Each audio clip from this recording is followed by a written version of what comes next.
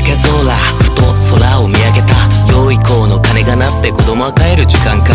いい年になっても幾年が過ぎてもあの頃の思い出は鮮明に覚えてる。正直で嘘がつけずぶっきらぼうな親父。気分屋でテンション高くていつも隣にお菓子。すぐにムキになってくるのが本当に嫌だった。俺にとってはたちの悪い暴走機関車。授業参観で息子よりも注目を浴びる。一緒に行く買い物店で踊り始める。ちっちゃい頃よくしてたっけな親子喧嘩。すぐに離れる親元頑張る交換条件だ。意味のわからないお土産すぐにせかす乗り換え。年越しなのに早寝投げられたっけなしょい投げ。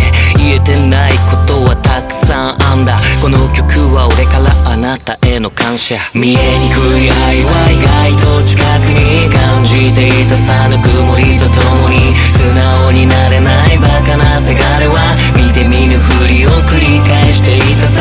いつかは届くかなこの曲も。あなたの背中を見て学んだよ。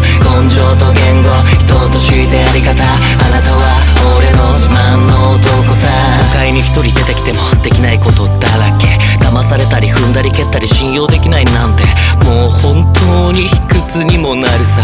周りと差が出る繰り返す挫折。いつになったら勝てる枕元に叫ぶ。笑えなくて笑える頑張れば叶うと願うちっぽけなプライドを守るために取り繕う。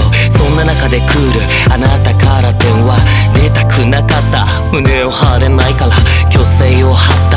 少しファンができたその子たちを大事にするんだよって嬉しそうに言われた。ちゃんと数字のある姉と俺を比べなかった。頑張れ愛してるよそれだけだった。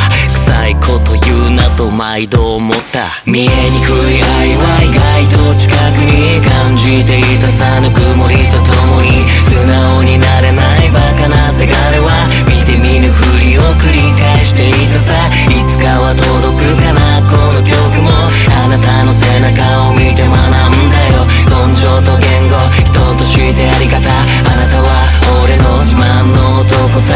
すぐにするさくせな現状から大脱走を胸を張って押してつなげるんだインターフォンを。